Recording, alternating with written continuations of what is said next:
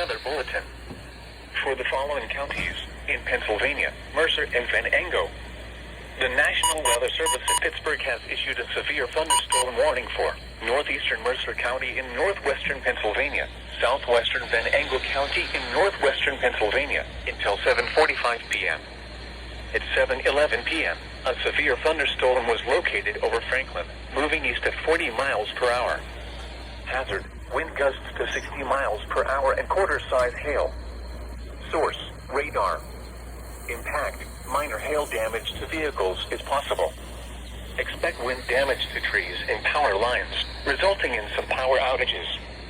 Locations impacted include Oil City, Franklin, Cigar Creek, Hassan Heights, Stoneboro, Seneca, Hoke, Sandy Lake, Roscoe, Cooperstown, Kennardall, Woodland Heights. Move to an interior room on the lowest floor of a building. Please report severe weather by calling 412-262-1988, posting to the National Weather Service Pittsburgh Facebook page, or using Twitter at NWS Pittsburgh.